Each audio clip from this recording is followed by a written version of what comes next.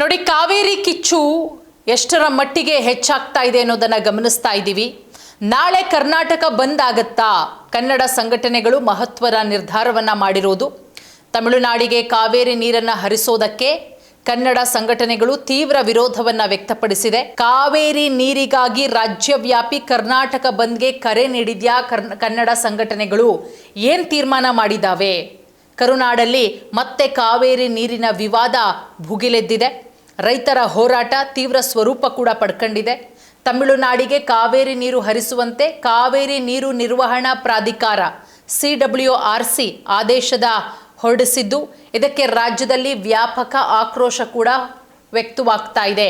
ಕನ್ನಡ ಪರ ಸಂಘಟನೆಗಳು, ರೈತರು ಬೀದಿಗಿಳಿದು ಹೋರಾಟ ಮಾಡ್ತಾ ಇದ್ದಾರೆ. ತಮಿಳುನಾಡಿಗೆ ನೀರು ಬಿಡಲ್ಲ, ಕನ್ನಡ ಸಂಘಟನೆಗಳು ರಸ್ತೆಗಿಳಿದಿದೆ. ಕರ್ನಾಟಕ ಬಂದ್ ಮಾಡೋದಕ್ಕೂ ಕೂಡ ನಿರ್ಧಾರವನ್ನ ಮಾಡಿಕೊಳ್ಳಲಾಗಿದೆ.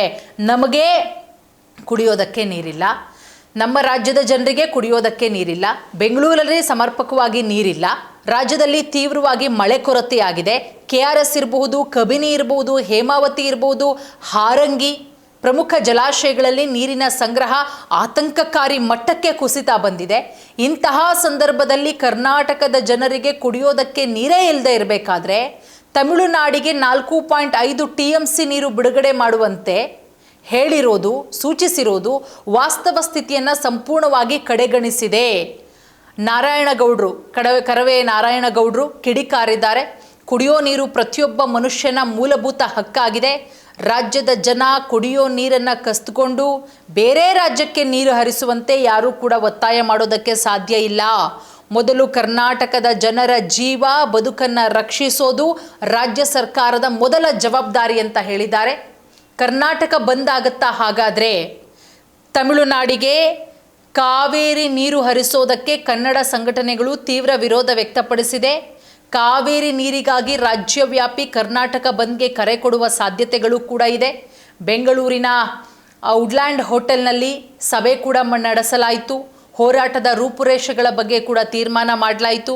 ಕನ್ನಡ ಸಂಘಟನೆಗಳ ಈ ಸಭೆಯಲ್ಲಿ ಬಂದ್ ದಿನಾಂಕ, ಹೋರಾಟದ ರೂಪುರೇಷೆಗಳ ಬಗ್ಗೆ ಕೂಡ ತೀರ್ಮಾನ ಮಾಡಲಾಗಿದೆ ಅಂತ ವಾಟಾಳ್ ನಾಗರಾಜ್ ಅವರು ಕೂಡ ತಿಳಿಸಿದ್ದಾರೆ. ಕರ್ನಾಟಕ ಬಂದ್ಗೆ ಕರವೇ ಸ್ಪಷ್ಟನೆ ಕೂಡ ಕೊಟ್ಟಿದೆ. ಈ ಬಗ್ಗೆ ಕರ್ನಾಟಕ ಸರ್ಕಾರ ಯಾವುದೇ ಕಾರಣಕ್ಕೂ ಕೂಡ ಒಪ್ಕೊಳ್ಬಾರ್ದು ನಿರ್ದೇಶನವನ್ನು ಕರ್ನಾಟಕ ರಕ್ಷಣಾ ವೇದಿಕೆ ರಾಜ್ಯಾಧ್ಯಕ್ಷ TN ನಾರಾಯಣಗೌಡ ಆಗ್ರಹಿಸಿದ್ದಾರೆ. ಅದರ ಜೊತೆಗೆ ಹೋರಾಟಗಾರರ ಕೊನೆಯ ಅಸ್ತ್ರ ಕರ್ನಾಟಕ ಬಂದ್ ಮಾಡುವಲ್ಲಿ ಕರ್ನಾಟಕ ರಕ್ಷಣಾ ವೇದಿಕೆ ಯಾವುದೇ ಆಸಕ್ತಿ ಇಲ್ಲ. ಬಂದ್ ಅನ್ನೋದು ಹೋರಾಟಗಾರರ ಕೊನೆಯ ಅಸ್ತ್ರ. ಜನಜೀವನಕ್ಕೆ ತೊಂದರೆಯಾಗುವ ಹಂತಕ್ಕೆ ನಾವು ಈಗಲೇ ಹೋಗೋದಿಲ್ಲ. ಜನರಿಗೆ ತೊಂದರೆಯಾಗದಂತೆ ವಿವಿಧ ಹೋರಾಟದ ಮಾರ್ಗಗಳನ್ನು ಕರ್ನಾಟಕ ರಕ್ಷಣಾ ವೇದಿಕೆ ಅನುಸರಿಸುತ್ತೆ ಅಂತಲೂ ಕೂಡ ಹೇಳಿದ್ದಾರೆ. ತುರ್ತು ಸಭೆ ಕರ್ನಾಟಕದಲ್ಲಿ CWRC ನಿರ್ಧಾರಕ್ಕೆ ಭಾರೀ ವಿರೋಧ ವ್ಯಕ್ತವಾಗಿದ್ದು, ರೈತರು ಹಾಗೆ ಕನ್ನಡ ಪರ ಸಂಘಟನೆಗಳು ಹೋರಾಟಕ್ಕೆ ಇಳಿದಿದೆ. ಇದರ ನಡುವೆಯೇ ಡೆಲ್ಲಿಯಲ್ಲಿ ಕಾವೇರಿ ನೀರು ನಿರ್ವಹಣಾ ಪ್ರಾಧಿಕಾರದ ತುರ್ತು ಸಭೆ ನಡೆಯುತ್ತೆ.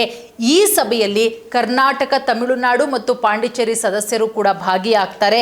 ಆ ಸಭೆಯಲ್ಲಿ ಕರ್ನಾಟಕ ಬಂದ್ ಆಗುತ್ತಾ ಇಲ್ವಾ ಅನ್ನೋದು ಕೂಡ ಡಿಸೈಡ್ ಆಗುತ್ತೆ. ನೋಡೋಣ ಏನಾಗಬಹುದು ಅನ್ನೋದ್ರ ಬಗ್ಗೆ.